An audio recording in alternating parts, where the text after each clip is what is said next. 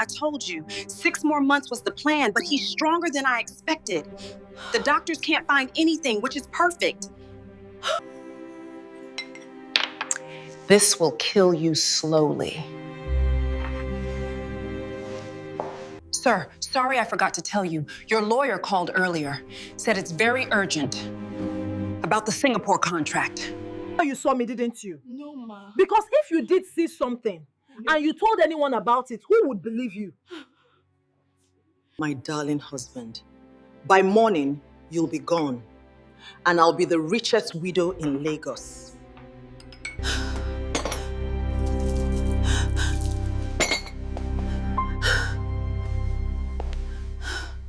Don't drink that tea, it's poisoned! She is a crazy woman. Why would I poison my husband? Hello guys, welcome to African Tales by Zion. What if the person you trusted with your life was the one trying to end it? A billionaire, a beautiful wife, a cup of tea, and the maid who saw everything. When she screamed, "Don't drink it," that cup shattered. And so, did $1 million lie? What was in that tea? Who was the wife really texting? And why did the business partner show up at the exact wrong time? This is a story of poison, betrayal, and the humble woman who destroyed a deadly plan. You will not believe what they found in that cup. If you're new here, hit that subscribe button right now to African Tales by Zion. Smash that like because this story will leave you speechless. And turn on those notifications because when the truth comes out, karma serves justice and the wicked get exactly what they deserve. Now let's get into the story. The black Mercedes S-Class pulled into the gates of the Banana Island mansion just as the sun began its descent over Lagos. Chief Emeka Nwosu, 55 years old and looking close to 70, stepped out slowly, gripping the car door for support. His driver, Chitty, rushed to help him. "Sir, you need to see a doctor again," Chitty said, worry creasing his face. "This sickness is getting worse."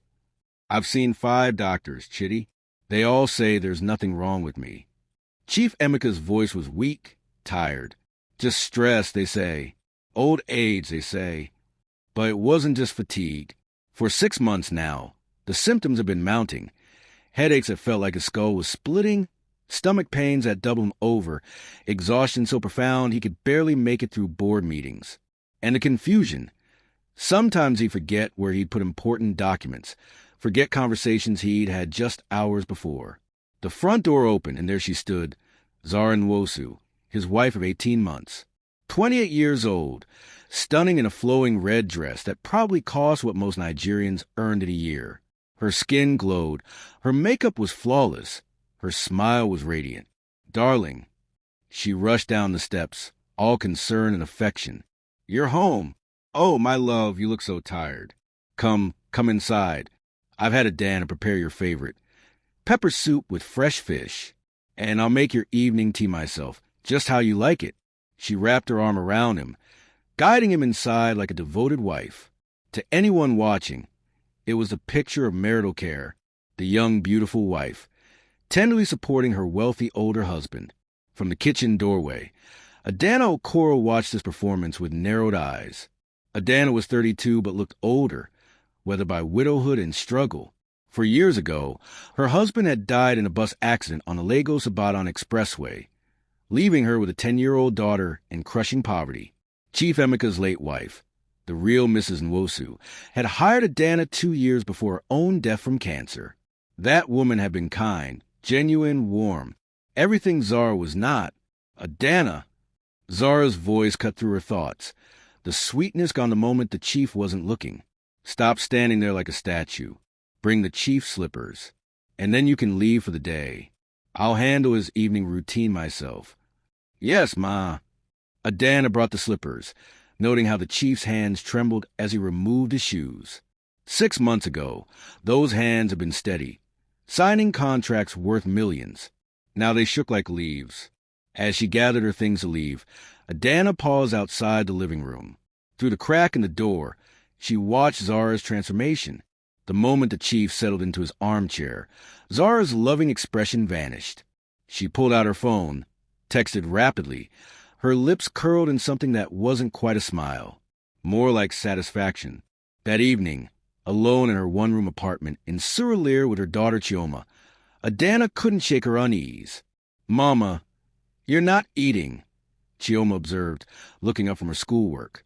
"I'm fine, baby. Just thinking." "About Auntie Zara?" Adana looked at her daughter sharply. "Why would you say that?" Chioma shrugged. "You always look worried when you talk about her. You never look like that when you talk about the other Mrs. Nwosu." Out of the mouths of babes. Even a 10-year-old could see what the chief couldn't. The next morning, Adana arrived at the mansion at 6 a.m. as usual.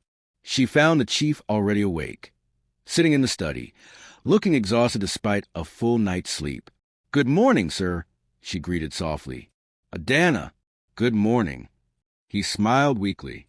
"Did you bring your jollof rice today? I swear, your cooking reminds me of my late wife's. Zara tries, but..." He trailed off, loyalty to his new wife battling with honesty. "I brought some, sir. Let me warm it for your breakfast." No. Zara insists on preparing all my meals now. Says it's her duty as my wife." He said it with pride, but Adana heard the exhaustion underneath. Later that day, Adana was dusting the upstairs hallway when she heard Zara's voice from the master bedroom. The door was slightly ajar. "I told you, 6 more months was a plan, but he's stronger than I expected." Zara's voice was hushed but urgent. "The doctors can't find anything, which is perfect, but we might need to speed things up. Yes, I know the risks. Colonel, don't question me. When he's gone, it's all ours. The company, the houses, everything. I don't care about his children. They're in America. By the time they realize what happened, it'll be too late. The will is already forged. Yes, I have the new powder. Stronger. We'll finish this." Adana's blood ran cold. She backed away from the door silently, her heart hammering. That evening, she stayed late, pretending to clean the kitchen while secretly watching. Zara dismissed all the staff at 6 p.m., the cook, the steward, everyone except Adana, who'd hidden in the laundry room. Through the laundry room window, Adana had a clear view into the kitchen. She watched Zara enter, look around to ensure she was alone, then pull out a small brown bottle from her designer handbag. With gloved hands, wide gloves to make tea, Zara opened the bottle and tapped white powder into an elegant china cup. She added hot water, honey, a slice of lemon, stirred carefully, and placed it on a silver tray.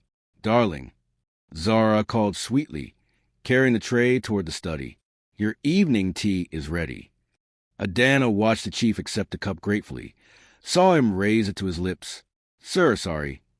Adana burst from the laundry room. "Sir, I forgot to tell you. Your lawyer called earlier. Said it's very urgent. About the Singapore contract." The chief lowered the cup. "Barrister Okoye called? Why didn't you tell me immediately?" "Sorry, sir. It slipped my mind." Adana avoided Zara's murderous glare. "I'll call him now." The chief set down the tea and reached for his phone. Zara's jaw clenched. "Darling, your tea will get cold." "It can wait, my dear. Business first."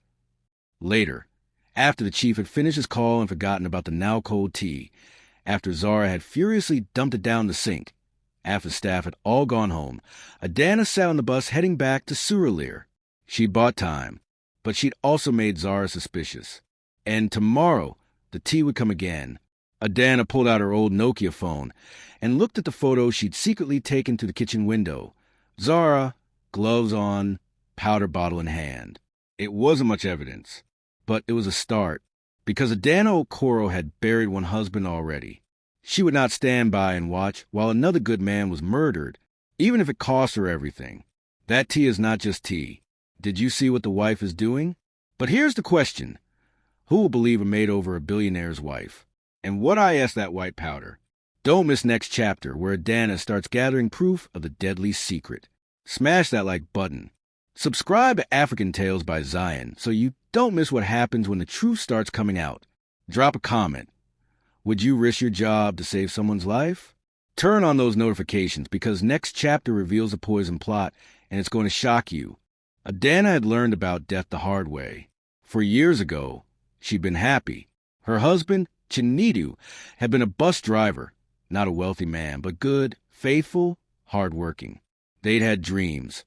Save enough for a small shop, give their daughter Chioma the education they'd never had, maybe even build a house in their village.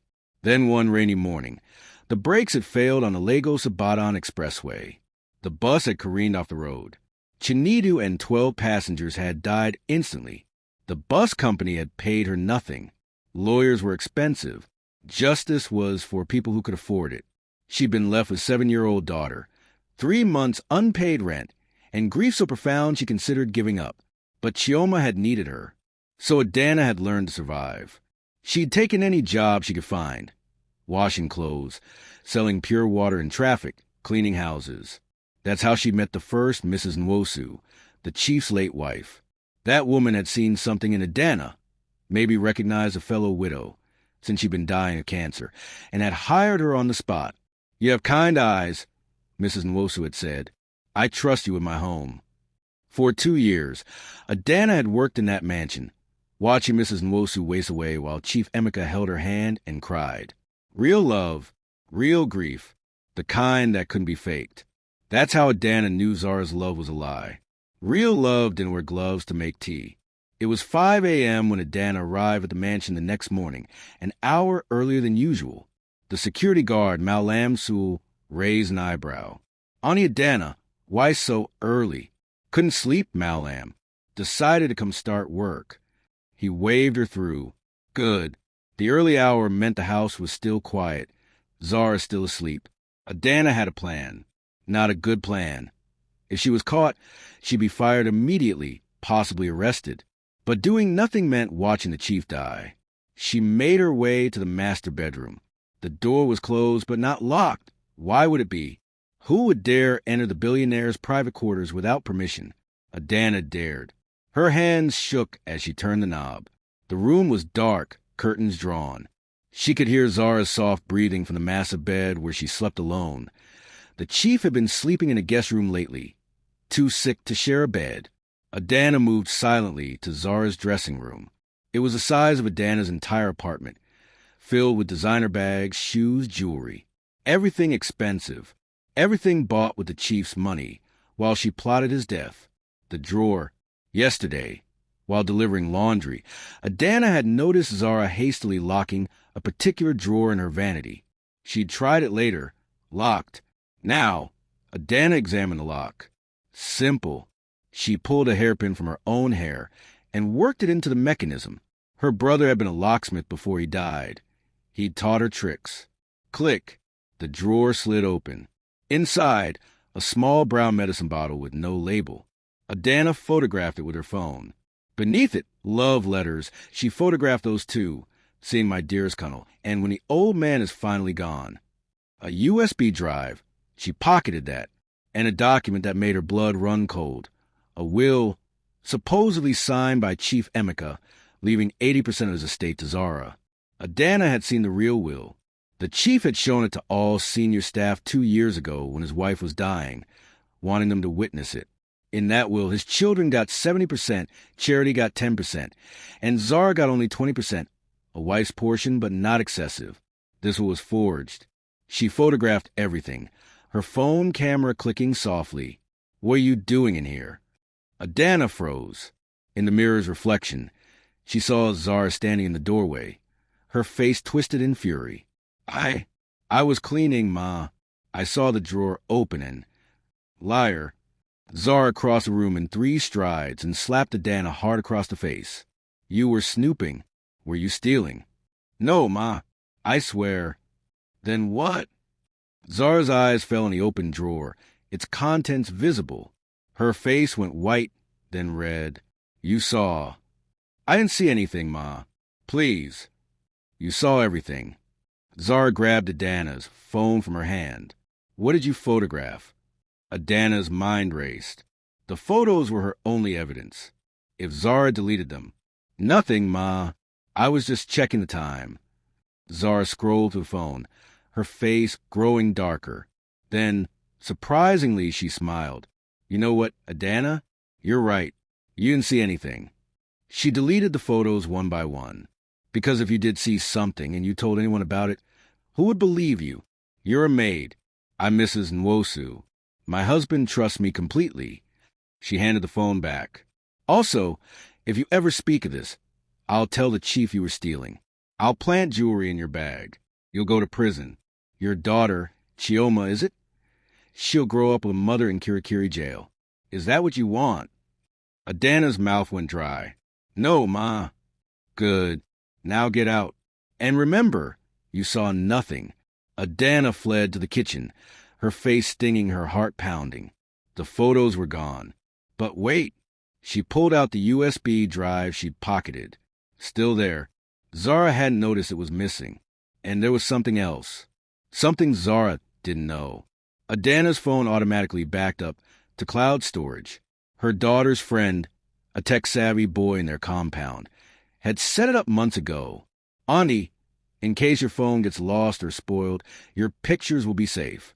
The photos were still there. Online. Safe. Later that morning, while Zara was out at the salon, Adana made a call from a phone booth.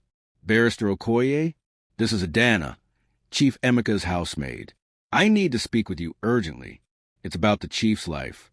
He's in danger. The lawyer's voice was sharp. What kind of danger? I think someone is poisoning him. Silence.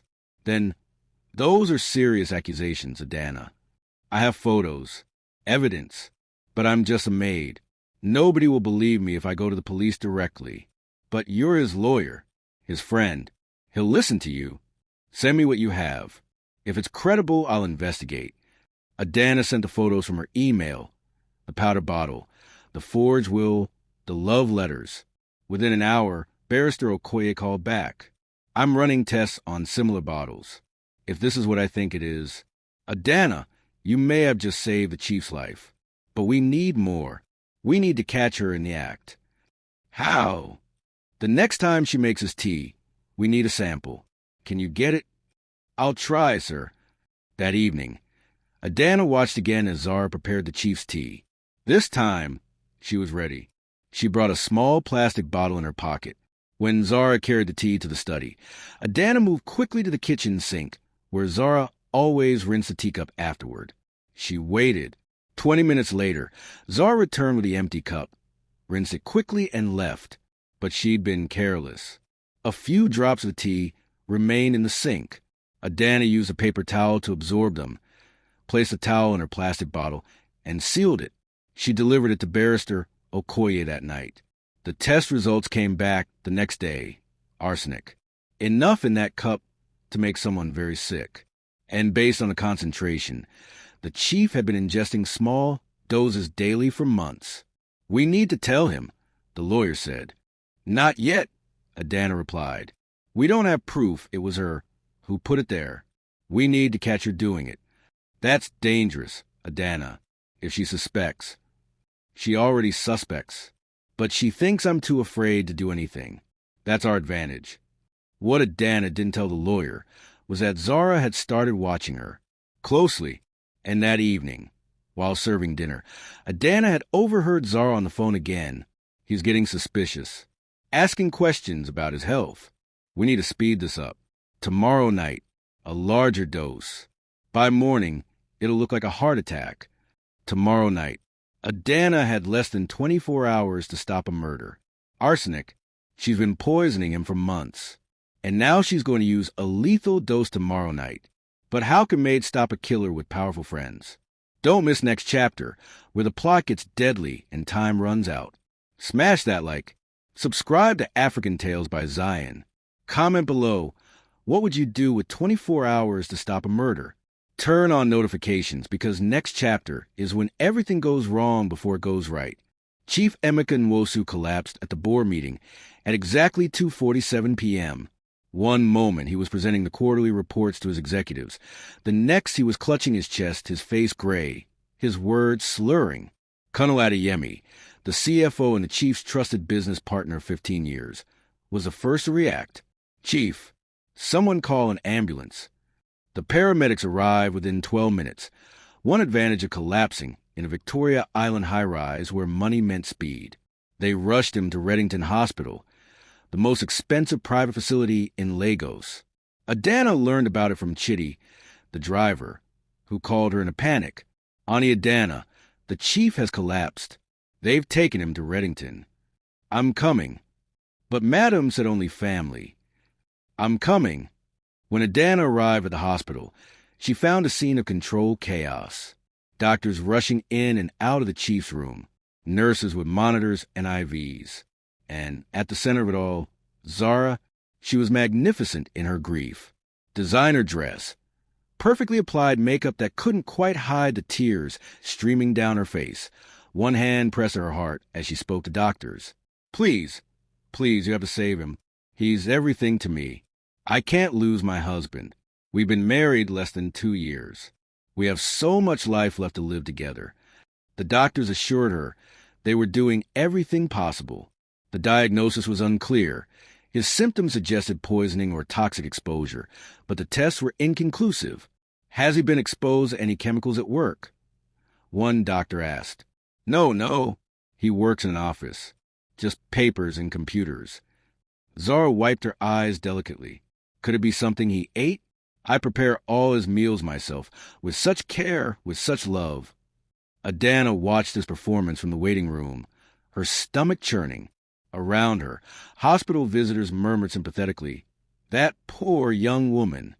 Such a devoted wife. You can see how much she loves him." Could they not see the lie? Adana waited until Zara stepped outside the chief's room to take a phone call. She followed at a distance, staying out of sight, listening. Zara's voice dropped the moment she was alone in the stairwell. "Colonel, he's in the hospital." "No, they can't find anything concrete. The arsenic isn't showing up on standard tests. This is actually perfect. Everyone will think it's natural when—" She paused, listening. "Yes, I know we talk about being patient, but he's been asking questions. Yesterday, he asked to see the original copy of the will. His lawyer has been nosing around. We can't wait anymore. Tonight, when he comes home, I'll give him the final dose.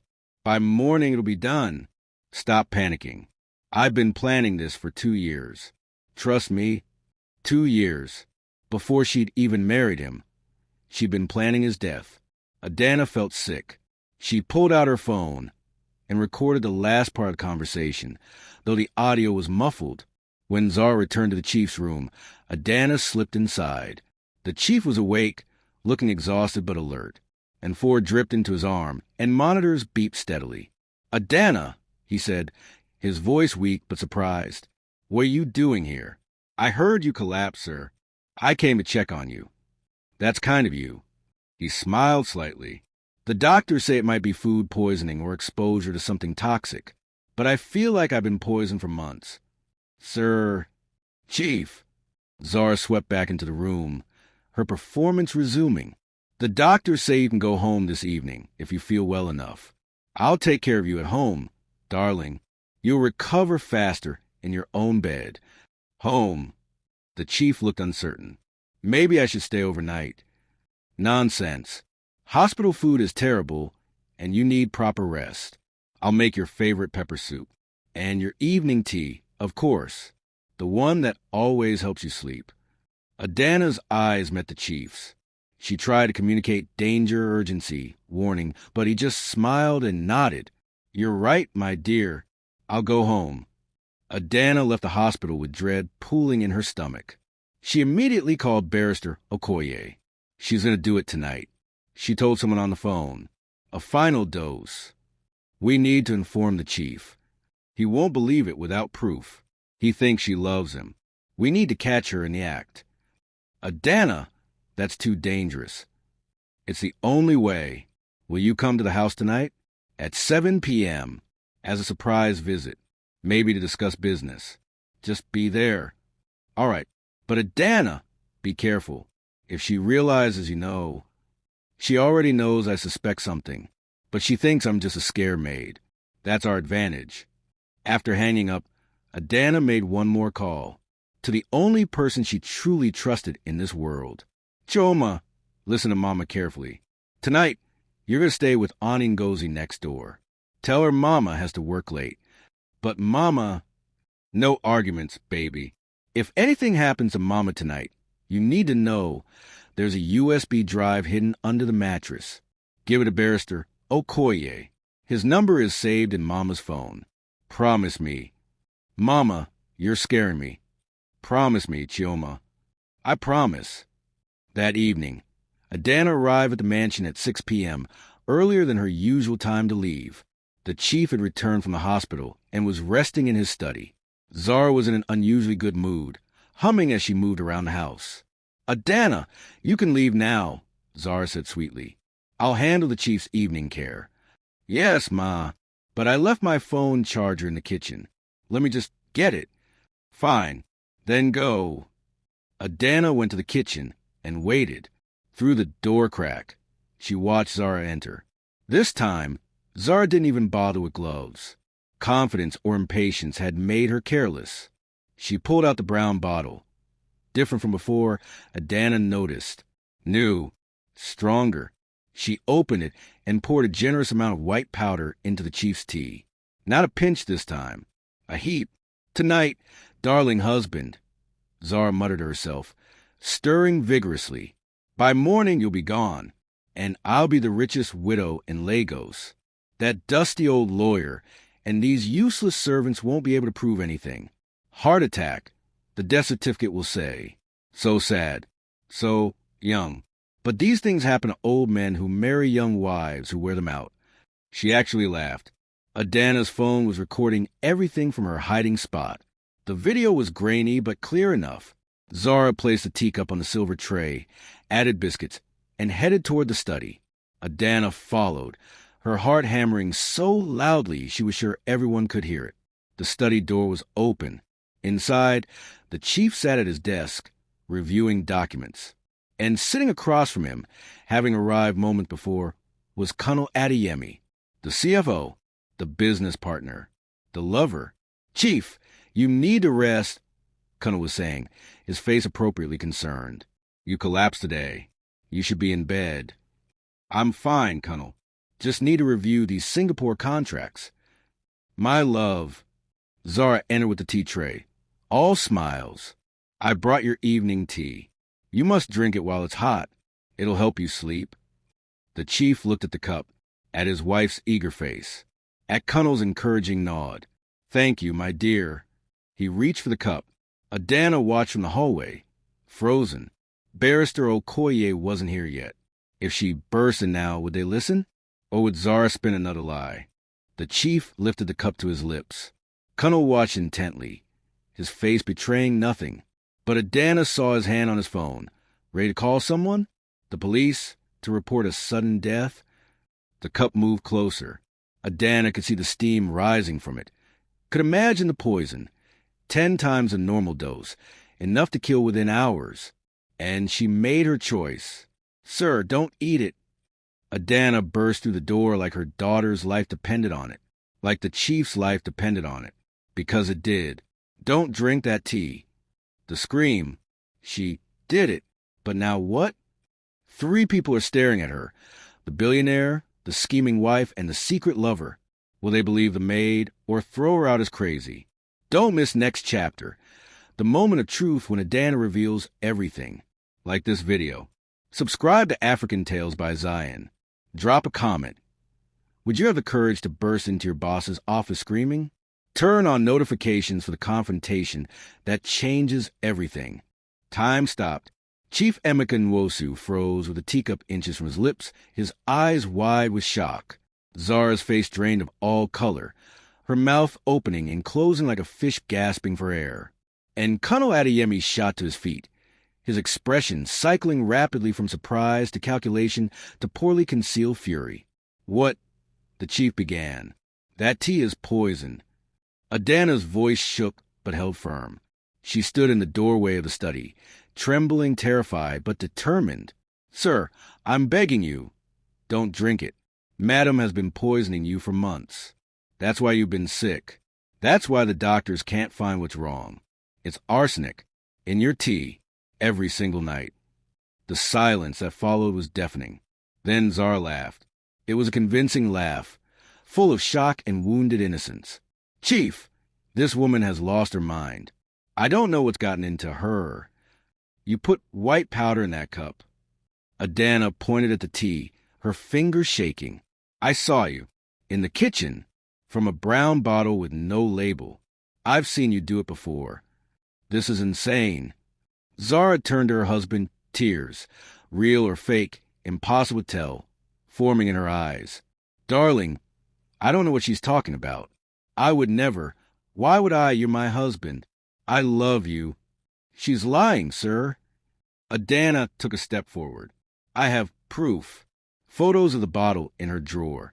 Love letters to him. She pointed at Cunnel. Talking about when the old man is gone. A forge will giving her 80% of your estate. And I recorded her on my phone today at the hospital, saying she was giving you the final dose tonight. Cunnel's face went rigid. Chief, this is clearly a disturbed woman trying to cause trouble. Perhaps she's been stealing and wants to deflect blame. I haven't stolen anything. Adana's voice rose. Sir, I know I'm just a maid. I know you have no reason to believe me over your wife. But I'm begging you, test that tea. Before you drink it, test it. If I'm lying, fire me. Have me arrested. I don't care. But if I'm right, her voice broke. If I'm right, and you drink that tea, you'll be dead by morning. The chief looked down at the cup in his hand. The tea looked normal, smelled normal. Zara had been making this tea for 18 months. Why would tonight be different? But something in Adana's eyes, the desperation, the terror, the absolute conviction, made him pause. Zara, he said slowly, why don't you drink it? If it's fine, you drink it. Zara's confident expression flickered. Just for a second. What? Darling, that's ridiculous. If Adana is lying and spreading these terrible accusations, prove her wrong. Drink the tea. I don't like tea. You know that. You don't have to drink it all. Just one sip. Prove to me that my maid is crazy and you're innocent. Zara looked at the cup as if it were a snake. I don't have to prove anything. You're my husband. You should believe me. Then I'll drink it, Cunnel interjected, reaching for the cup. Chief, this is nonsense. Let me? No. Adana lunged forward and knocked the cup from the chief's hand. It shattered on a marble floor. Tea splashing everywhere, the delicate china breaking into a dozen pieces. You crazy woman. Zara shrieked. That was a 500,000 Nigerian nairas tea set. Call the police, the chief said quietly. Everyone froze again. What? Zara whispered. I said call the police. Chief Emeka stood up slowly, his eyes moving between his wife, his business partner, and his maid. And call Barrister Okoye. Tell him to come immediately. Nobody leaves this room until they arrive. Chief, you're not seriously considering, Cunnel began. Sit down, Cunnel, and be quiet. Something in the chief's voice made the younger man obey. 10 minutes later, Barrister Okoye arrived, carrying a briefcase and wearing the expression of a man who'd been expecting this call. Behind him came 2 police officers from Ikoyi station. Chief, the lawyer said, nodding to his friend. You called. Test that.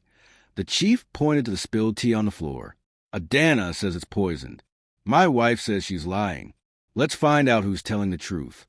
This is a violation of my rights. Zara protested. You can't just... I can in my own house. Test it. One of the police officers carefully collected samples of the spilled tea using an evidence kit. We'll need to take this to the lab, sir. It will take. I have a field test kit in my car, Barrister Okoye said. For arsenic specifically. I've been preparing for this possibility. He returned minutes later with a small testing kit. While everyone watched in tense silence, he processed a sample.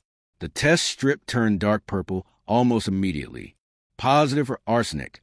The lawyer said grimly, high concentration. This dose would have been fatal. The room erupted. That's impossible. Zara shrieked. Someone else must have put it there. Maybe her. She pointed at Adana. Maybe she's been poisoning him and trying to blame me. Then explained these. Barrister Okoye pulled out printed copies of the photos Adana had sent him. The bottle in your drawer. The forged will. The love letters to Colonel Adeyemi, your secret lover, discussing the chief's death. Those are fake. Photoshopped. And this. The lawyer pulled out his phone and played the audio recording from the hospital stairwell. Zara's voice muffled but clear. Tonight, when he comes home, I'll give him the final dose. By morning, it'll be done. Zara's face went from red to white to gray. That's not. I wasn't talking about poison. I meant medication. His prescription. Chief Emeka isn't on any prescription medication. The lawyer said dryly. I have his medical records. All eyes turned to Cunnel, who'd been slowly edging toward the door. And where are you going? One of the police officers asked, blocking his path. I have nothing to do with this. This is between the chief and his wife. Really? Barrister Okoye pulled out more papers. Because I've been doing some investigation. Interesting things, really.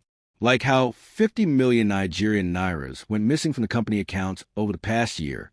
Money that was supposedly spent on overseas investments that don't exist.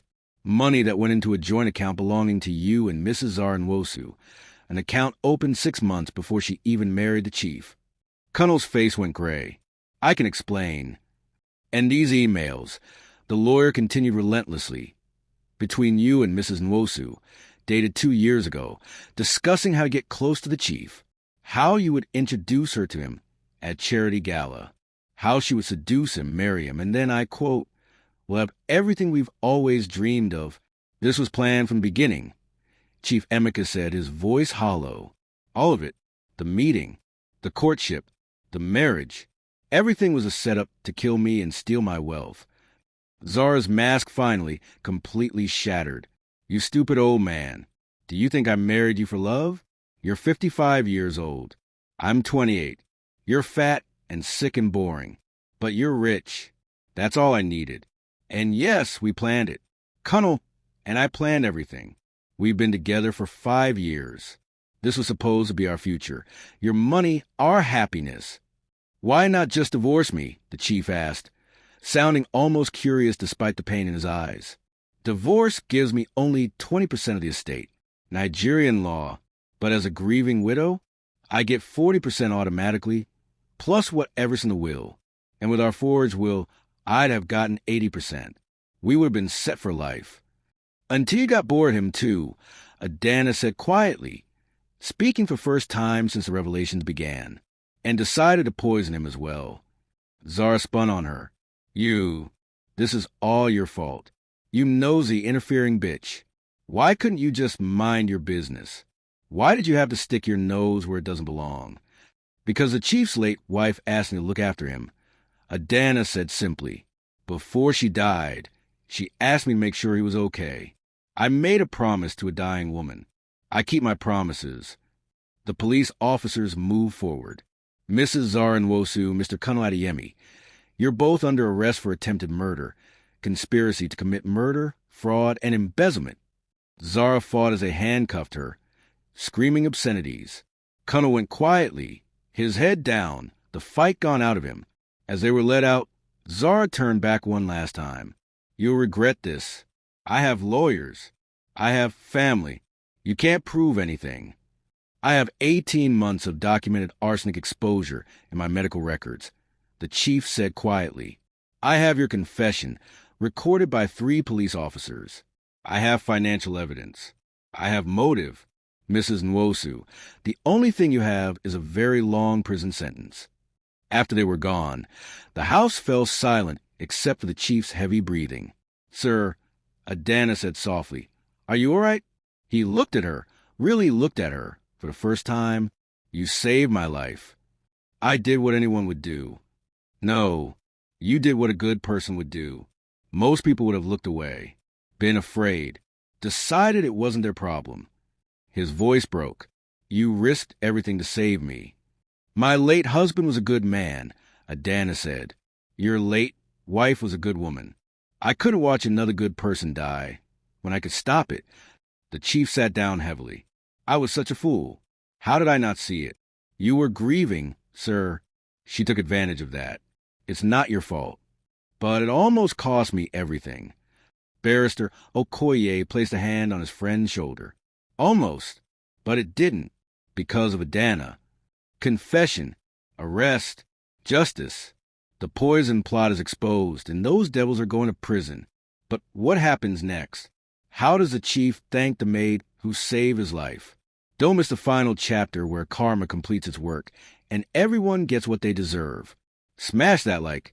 Subscribe to African Tales by Zion. Comment, what punishment should Zara and Kunal get? Turn on notifications for the satisfying conclusion where the righteous are rewarded. The trial of Zara Nwosu and Kunal Adeyemi became the biggest legal spectacle Lagos had seen in years. The media called it the poison marriage trial. Newspapers ran daily updates. Social media exploded with hashtags. Hashtag poison wife, hashtag justice for chief, hashtag maid hero. Adana watched from the gallery as the prosecution laid out their case.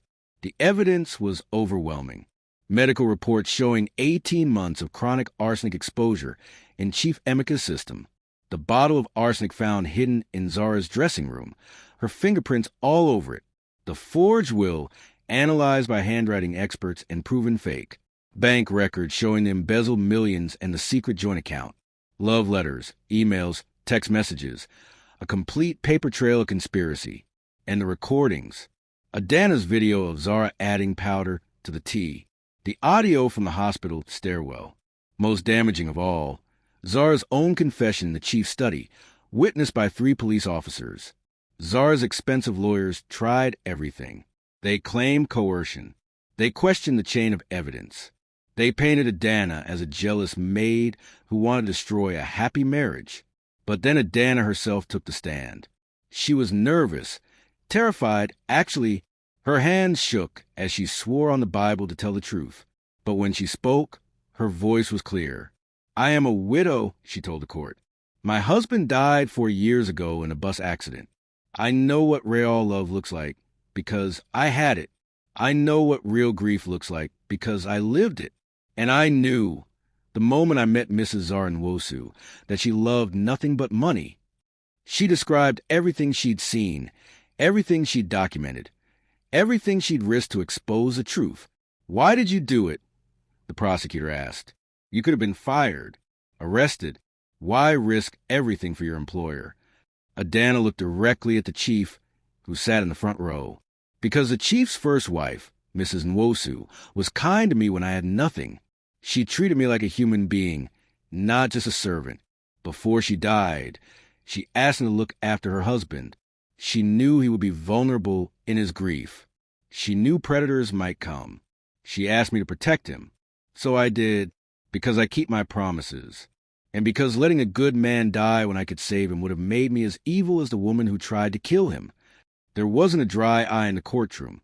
Kunal Adeyemi took a plea deal, agreeing to testify against Zara in exchange for a reduced sentence. On the stand, he revealed everything. How he and Zara had been lovers for 5 years.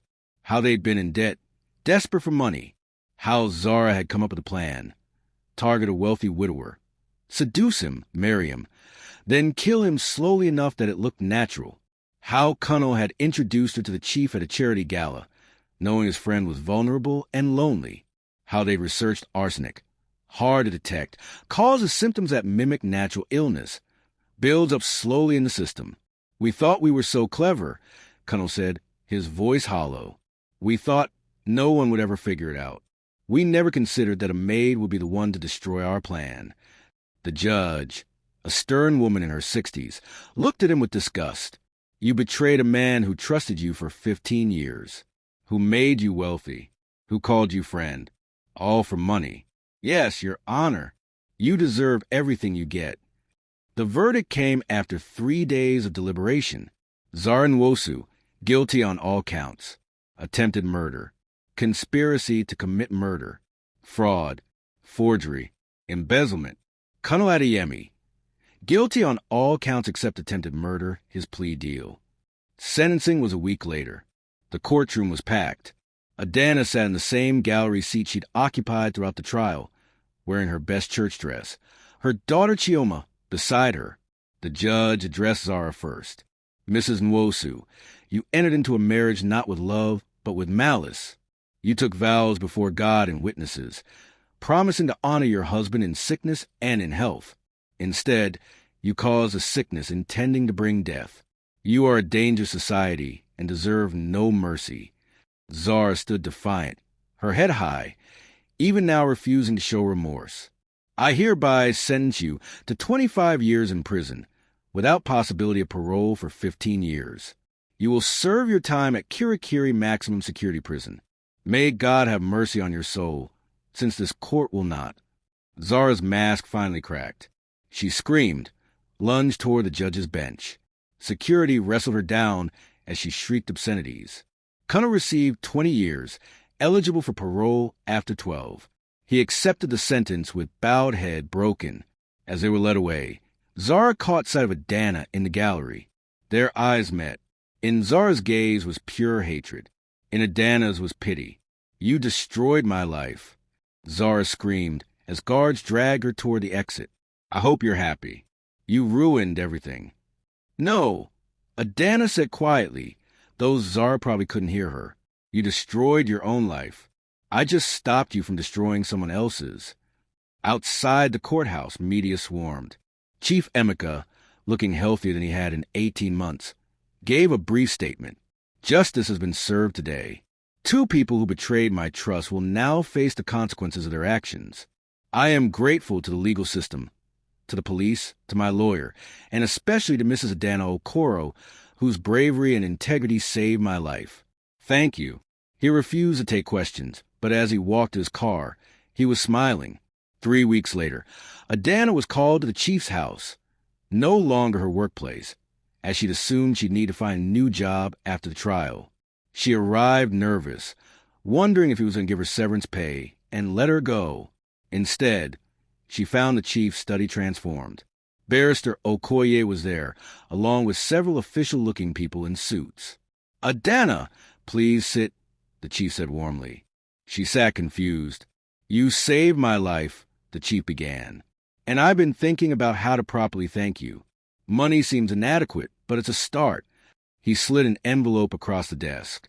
Inside was a check for 25 million Nigerian nairas. Adana gasped, "Sir, this is too much." "It's not enough. That's 3 years' salary. Consider it back pay for the times you worked overtime protecting me without compensation." He smiled. "But there's more." One of the suited men stepped forward. "Mrs. Okoro, I'm from Lagos Housing Corporation. Chief Nwosu has purchased a 3-bedroom house in Lekki Phase 1 in your name. Here are the documents." Adana couldn't breathe. A house in Lekki, where rich people lived. "And this," another man said, "is a trust fund established for your daughter, Chioma. 50 million Nigerian nairas, managed by reputable trustees. It will cover her education from primary school through university, including studying abroad if she chooses." "I can't." Adana's voice broke.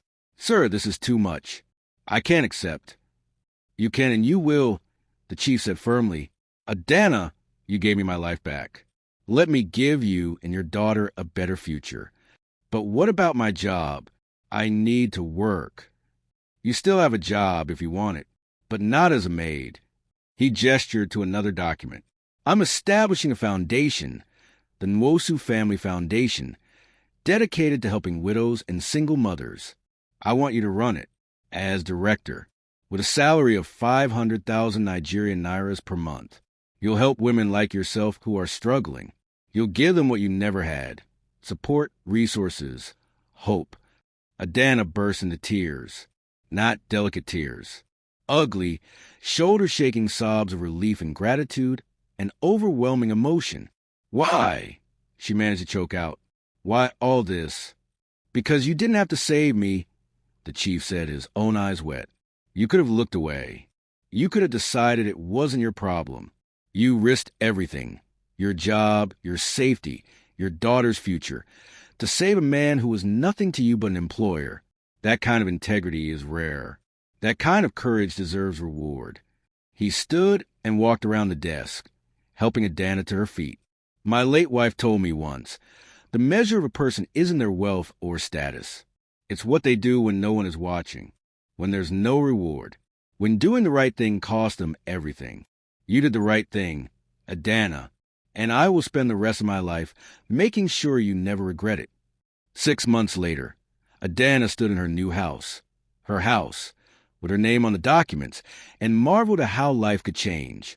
Chioma ran through the rooms, squealing with delight at having her own bedroom for the first time in her life.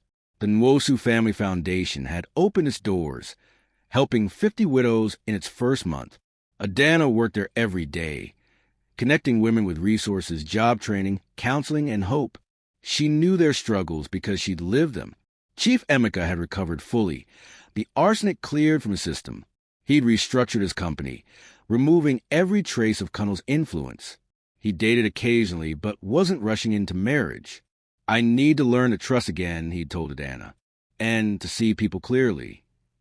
As for Zara and Kunnel, they were exactly where they deserved to be. Kirikiri prison was a world away from their dreams of billions and luxury. Zara had tried to appeal, claiming police misconduct and false evidence. Every appeal was denied. She would be 50 years old when eligible for parole, her beauty faded, her dreams ash. Kunnel had accepted his fate more quietly, spending his days in prison reflecting on how 15 years of friendship had been destroyed by greed. One evening, as Adana sat on her new balcony watching the Lagos sunset, her phone rang. It was the chief. "Adana, I just want to check on you. How's the new house?" "It's wonderful, sir." Chioma can't stop smiling. "Good. That's good. You know, I was thinking, my first wife would have loved you. She would have been so proud of what you did." "I hope so, sir. I kept my promise to her." "You did more than that. You restored my faith in people. After Zara, I thought everyone was just pretending, acting loving while plotting evil. But you reminded me that good people exist. People who do the right thing even when it costs them. Thank you for that. Thank you for believing me, sir. When I screamed, 'Don't eat it,' you could have had me arrested for insubordination. But you listened because something in your eyes told me you were telling the truth. And thank God I listened." After they hung up, Adana sat in the peaceful evening air, thinking about everything that had happened. A year ago, she'd been a struggling widow cleaning toilets to feed her daughter. Today, she was a foundation director living in Lekki with her child's future secure. All because she'd seen evil and chosen to fight it. All because she'd screamed, "Don't eat it," when silence would have been easier. The cup of tea that would have ended a life had instead revealed the truth, and that truth had destroyed the wicked while elevating the righteous. Karma, Adana thought, really was real, and sometimes, just sometimes, good people won. The end. 25 years in prison, a house in Lekki, her daughter's education secured. The Maid became the foundation director. This is what real karma looks like. The evil are punished and the righteous are rewarded. If this story inspired you, smash that like button. Subscribe to African Tales by Zion for more stories where justice wins. Share this with someone who needs to know that doing the right thing always pays off. Drop a comment. What's your favorite part of Adana's reward? And remember, when you see evil, don't stay silent. Speak up. Scream, don't eat it. Because your courage might save a life. Turn on those notifications so you never miss another powerful story. God bless you all, and remember, karma never misses. Thank you for watching.